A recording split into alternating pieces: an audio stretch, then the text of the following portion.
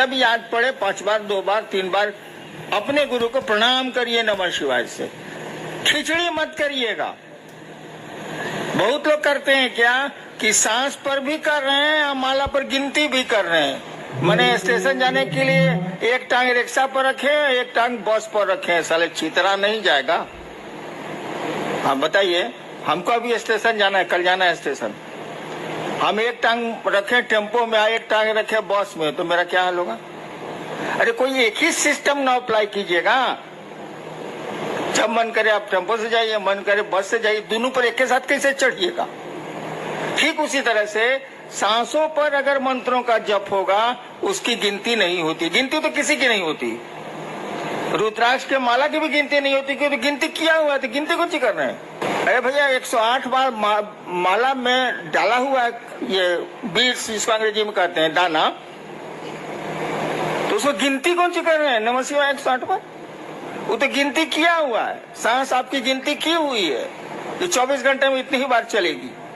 तो गिनती नहीं करनी है, न माला पर गिनती करनी है, न सांस पर गिनती करनी है। अरे रुद्र नमः शिवाय करना है, तो माला और सांस की खिचड़ी मत बनाइएगा। एगो टांग टेम्पो पर, एगो टांग बस पर, ये माफिक चलबे नहीं बाबा, ये नहीं चलेगा। माला पर करिए, स्वतंत्र रूप से करिए, सांस पर करिए, स्वतंत्र रूप से करिए, और करिए तो माने मंत्रों में शिष्यानुभूति पढ़िएगा, मैंने लिखी है।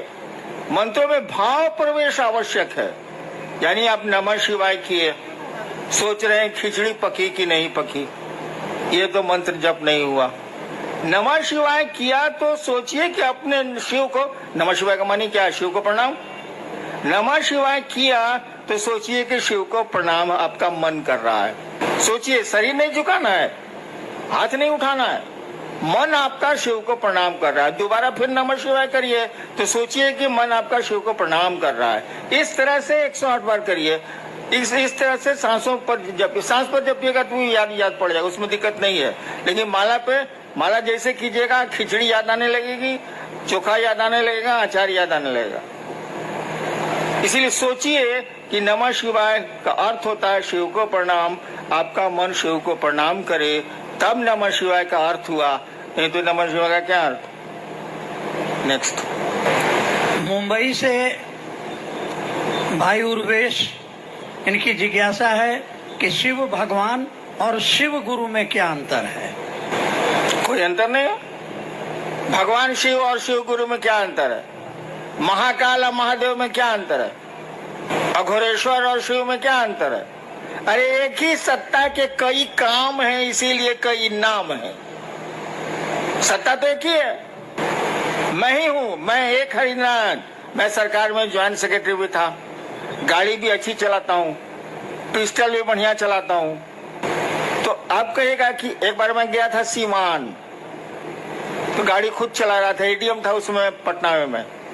सीवान गाड़ी बैक कर रहा था, बाजार का दिन था, कुछ महिलाएं थी, हमको कोई चिंता, गांव कितना जाते हैं हम। तो पीछे से किसी महिला ने कहा, ए ड्राइवर साहब लौको तो नहीं खे। हमारा साथी बगल में बैठा हुआ था कि है बॉस, आपको तो एटीएम से ड्राइवर बना दिया।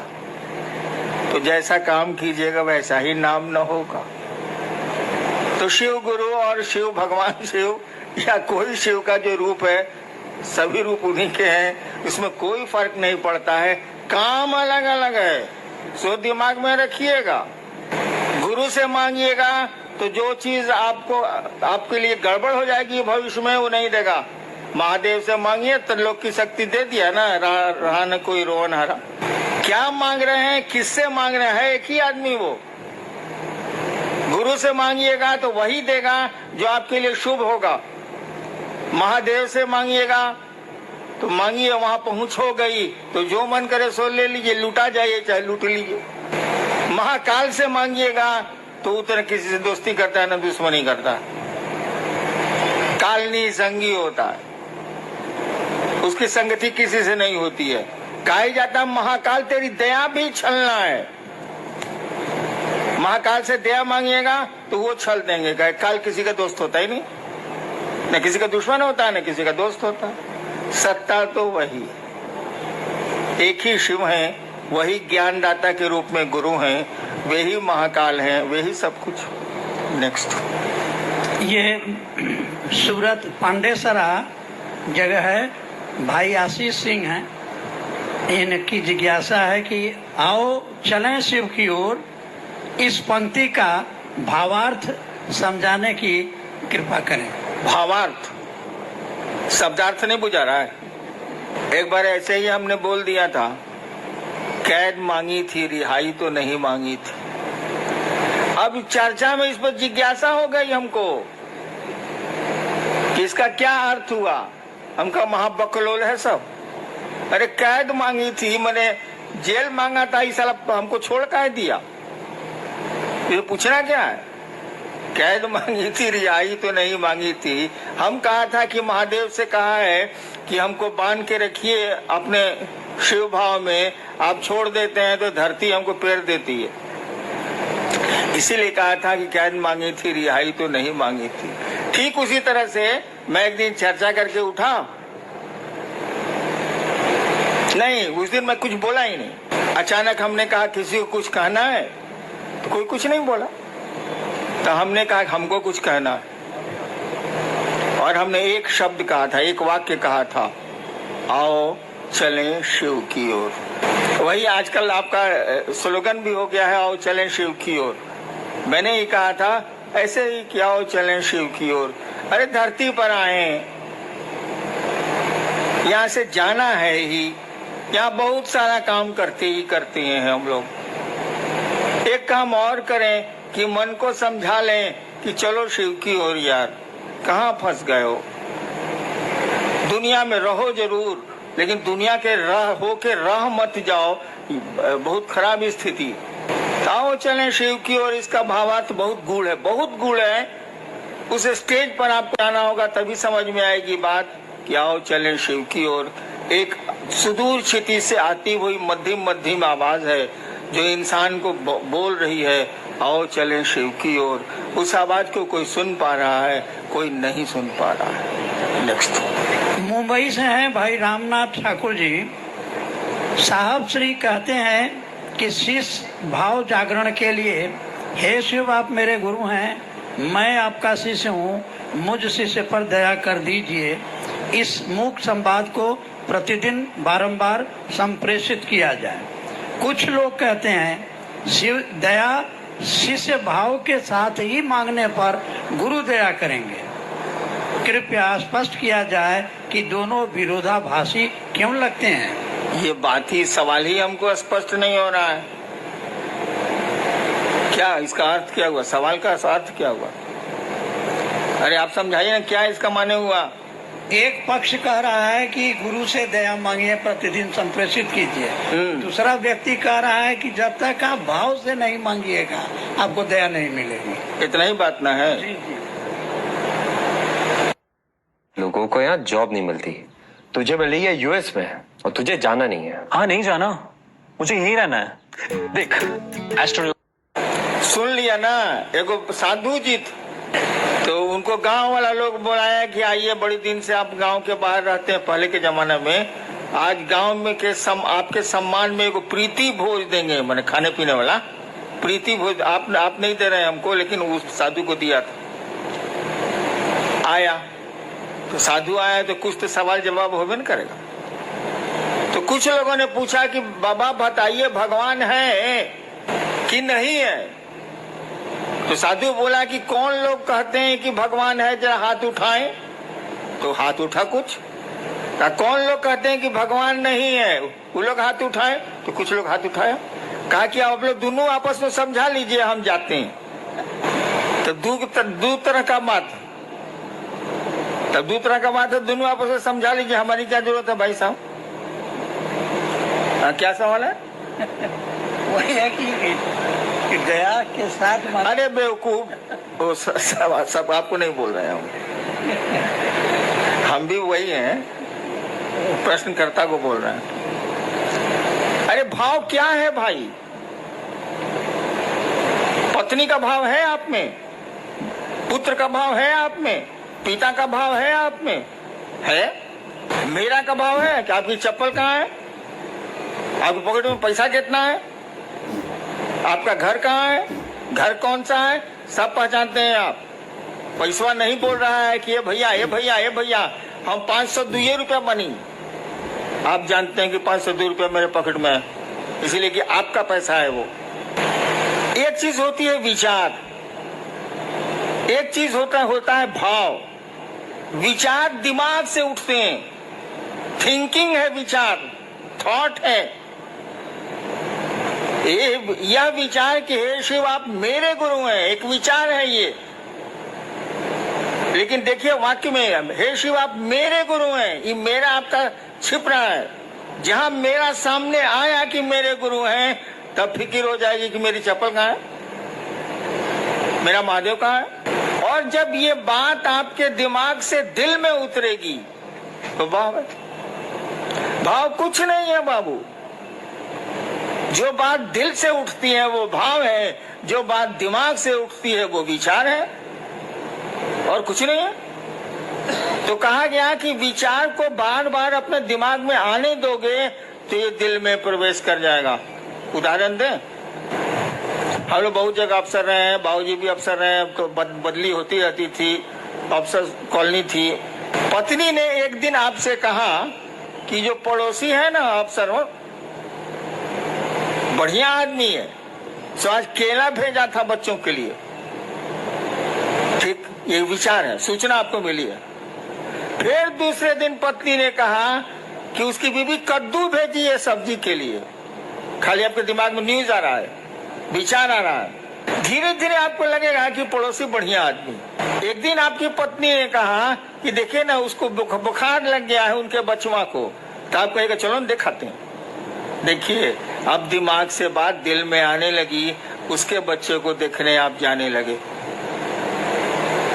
इसका उल्टा देखिए, आपका बच्चा फूल तोड़ने पड़ोसी के यहाँ गया, डांट दिया पड़ोसी ने, आके आपको बोला कि मम्मी मम्मी मम्मी हमको डांट दिया, फूल तोड़ने गए थे। ठीक, एक सूचना आपको मिली, एक विचार आपके दिमाग में घुसा। फिर दूसरे दिन ऐसा ही कुछ हुआ, फिर तीसरे दिन ऐसा ही कुछ हुआ। 5 दिन के बाद आपको मालूम हुआ कि स्कूटर से जा रहा था, उलट गई स्कूटर, टांग टूट गया। आपके बाद ठीक हुआ साले को, ठीक हुआ साले। देखिए अब दिमाग से, अखबार का न्यूज नहीं है ये, अखबार में रोज एक्सीडेंट होता रहता है, आप कहाँ कुछ सोचते हैं। यानी आपके दिल में बात आ गई, अब ये दुश्मनी का भाव पैदा हो रहा है। वहां दोस्ती का भाव पैदा हो रहा था, या दुश्मनी का भाव पैदा हो रहा है। तो भाव कुछ नहीं है, जो बात दिल से उठती है वो भाव है। शिव मेरे गुरु हैं, ये बात अगर दिल से उठती है तो ये भाव है, अगर दिमाग से उठती है तो ये विचार है। जब तक भाव में नहीं जाएगी ये बात, कहा ही जाता है कि आध्यात्म की किसी भी गाड़ी का पेट्रोल भाव होता। शास्त्र हमारे कहते ही हैं, भावेन लभते देवता भावेन देव दर्शनम। शास्त्र कहते हैं भारत के कि भाव से देवता मिलते हैं, भाव से देवताओं का दर्शन होता है। तो आध्यात्म की कोई गाड़ी का पेट्रोल भाव ही है, विचार नहीं। शिव मेरे गुरु हैं, ये विचार रिजल्ट नहीं देगा, लेकिन जब मन में बैठ जाएगी बात कि शिव मेरे गुरु है, मेरा गुरु है, वो रिजल्ट आने लगेगा। नेक्स्ट जिज्ञासा नहीं है, एक निवेदन है। मध्य प्रदेश रीवा से भाई अशोक, आप लिख रहे हैं कि आज 3 साल से रीवा वो सिद्धि जिला में महादेव का काम हम लोग कर रहे हैं। एक तरफ से शिव को गुरु मान रहे हैं और एक तरफ से लोग छोड़ रहे हैं। हम लोग आशीर्वाद लेने आए हैं कि रीवा वो सिद्धि में महादेव का काम बढ़े। साहब आशीर्वाद। एक तरफ से लोग मान रहे हैं, एक तरफ से छोड़ रहे हैं। मैं महादेव का काम 40 साल से कर रहा हूँ, मैं महादेव करा रहा है, हम कल करेंगे। कितने आए कितने गए। अंग्रेजी में एक कविता है, मेन में come and may go, main मे गो। लोग आते हैं जाते हैं, but I go on for ever. मैं जाता हूं तो हमेशा के लिए जाता हूं। तो किसकी चिंता करोगे, कौन आया कौन गया। महादेव की दया जिस पर हुई वो रहेगा। हैं लोग कि नहीं मेरे साथ। मैं इनका विद्यार्थी था कॉलेज का 67 में। यही मंडल जी पढ़ रहे हैं जिज्ञासा। इनको मैं जबरदस्ती, उस समय शिव गुरु नहीं थे मेरे, जबरदस्ती एक दिन श्मशान ले जाता था और दूसरे दिन कब्रिस्तान ले जाता था। 1 साल कंटिन्यूअस। ये जबकि मेरे प्रोफेसर लेक्चरर थे, मैं विद्यार्थी था इनका फर्स्ट ईयर का। इनको मैं ही पकड़ के ले जाता, चलिए मसान। तो जिसको टिकना है वो टिकते ही हैं, जिसको नहीं टिकना है उसको कितना टिकाओगे। हाँ, महादेव से दया जरूर मांगो कि सभी टिके, सभी रह जाएं, कोई छूटे नहीं, कोई टूटे नहीं। कोशिश तो हम लोग यही होनी चाहिए। करो, आगे बढ़ो। भाई मनोज सिंह है सूरत से। क्या शिव को गुरु बनाने के उपरांत भी पारंपरिक गुरु दीक्षा लेना आवश्यक है? किसी भी अनुष्ठान या मुहूर्त में लोगों द्वारा पारंपरिक दीक्षा द्वारा शरीरधारी गुरु द्वारा गुरुमुख होने का दबाव बनाया जाता है। मेरे भी बिया में बनाया था। अब ये नहीं कह रहे हैं कोई सब अनुष्ठान करने के पहले पंडित मैंने कहा जाता है कि आपके गुरु कौन है। मेरी शादी एस्टेट में है, चली गई पत्नी मेरी शादी में भी यही हुआ था। एस्टेट का पंडित था, पंडित जी थे बेचारे, मर गए, कायम था। बोले आपके गुरु बउआ जी कौन है? हमारी तो बोली तो भाई सिवान वाली थोड़ी खराब है। हमने कहा कोई साला मेरा गुरु नहीं है। तो लोग बका गया कि लड़का है ब्याह के मंडप पर बैठा हुआ, कहता है कोई साला मेरा गुरु नहीं है। तब मेरी पत्नी से पूछा, उसमें पत्नी हुई नहीं थी, वो होने वाली थी 2 घंटे के बाद। पत्नी से पूछा कि आपके गुरु कौन है? बोले कोई नहीं। तो पंडित जी बोले कि चलिए शिव को गुरु मान लीजिए। हम कहा मैं नहीं मानूंगा। पत्नी ने कहा हम मान लेंगे। इसलिए बाद में कहती थी कि आपसे हम सीनियर हैं। हम कहा तुम ब्याह करने के लालच में मानी हो, हम लालच में नहीं माने। हाँ, कहा हम बिना गुरु के ब्याह कर लिया, तुम इसी की चिंता में पड़े हो जी। बट इससे बड़ा कोई अनुष्ठान होता है ब्याह से ज्यादा बड़ा? मस्ती करो, कहो कि शिव मेरे गुरु है। दीक्षा की क्या जरूरत है? गुरु की दया ही दीक्षा होती है। दीक्षा का मानी समझते हो यार? जी, एक कई लोगों की ये जिज्ञासा है, जिसमें मुंबई कल्याण से हैं भाई सुनील मौर्य। तो शिव को गुरु बनाने के बाद भी कठिनाइयां पीछा नहीं छोड़ रही, इसकी क्या वजह हो सकती है? एक तो आप नमः शिवाय अगर ठीक से करते हैं, 108 बार अगर माला पर करते हैं, माला 108 की होती है, या टुकड़े टुकड़े में सांस पर नमः शिवाय से अपने गुरु को प्रणाम करते हैं, तो बाधाएं कम हो जाएंगी, कठिनाइयां कम हो जाएंगी। नमः शिवाय आपके कष्टों को कम करने की का बहुत सुंदर मेडिसिन है और औषधि है, वो उसको करिए। और जहां तक कठिनाइयों का सवाल है, जान लीजिए इस जगत में कोई आया है तो उसको जिंदगी में अच्छी खराब दोनों सड़कें मिलनी ही मिलनी है, कोई उपाय नहीं है। आपकी जिंदगी के रास्ते उबड़ खाबड़ मिलेंगे ही मिलेंगे, अच्छे 4 लेन भी मिलेंगे उसमें, लेकिन ज्यादा खतरा यही है कि उसमें उबड़ खाबड़ ही रास्ते मिलेंगे आपको जिंदगी में। चलना तो पड़ेगा ही पड़ेगा। होशियारी इतनी ही है कि सवारी बढ़िया कर लीजिए। अगर ट्रैक्टर से जा रहे हैं उबड़ खाबड़ में तो कमर टेढ़ी हो जाएगी। स्कॉर्पियो से चले जाइए तो कमर नहीं टेढ़ी होगी, खाली जर्क महसूस होगा। तो जिंदगी के रास्ते तो उबड़ खाबड़ मिलेंगे, सवारी ठीक कीजिए, शिव की सवारी लीजिए। जर्क तो उसके बाद भी महसूस होगा, लेकिन कमर टेढ़ी नहीं होगी। रास्ते नहीं बदले जा सकते, सवारियां बदली जा सकती हैं। शिव की सवारी ले लो, शिव यान ले लो, यान माने सवारी, शिव यान ले लो, वायुयान, शिव यान ले लो, निकलते चलो निकलते चलो। थोड़ा बहुत तो जर्क लगता ही लगता है, अच्छी सड़क मिलेगी तो नहीं लगे। जीवन में कठिनाइयां आएंगी ही आएंगी। धरती पर जो भी आया है आज तक परेशानियों में रहा है वो, और उसमें उसने काम किए हैं। पहाड़ों पर वो चढ़ते हैं जिनको चढ़ना होता है, नहीं तो सीढ़ियां भी पहाड़ होती हैं। इंसान के लिए सीढ़ियां भी पहाड़ होती हैं। और कोई है जो एवरेस्ट पर भी चढ़ता है और जिसका नाम होता है शेरपा तेंजिंग, दुनिया जानती है उसको। और कुछ लोग मिलेंगे कि आपके घर नहीं आ सकेंगे, एक पहला मंजिल पर आपका रहने का है, बड़ी दिक्कत है। कुछ लोग सीढ़ियों को पहाड़ बनाते हैं, कुछ लोग पहाड़ को सीढ़ियां बनाते हैं। इसीलिए इन चीजों से नहीं घबराना है। परेशानियां हो आगे बढ़ो, शिव की ओर बढ़ो, तभी मजा है, तभी किसी रिजल्ट का मजा है, नहीं तो कुछ मजा नहीं। चलना चाहिए क्या? आयोजक गण क्या मुझको अनुमति देंगे? चलिए भाई, सूरत का ये शिव गुरु महोत्सव, बैठिए आप लोग। एक मेरी दिल की इच्छा बताता हूं आपको, शायद पूरी हो पाए या नहीं, आप कर पाए कि नहीं। सूरत में मैं शिव की सूरत देखना चाहता हूं, उस महादेव की।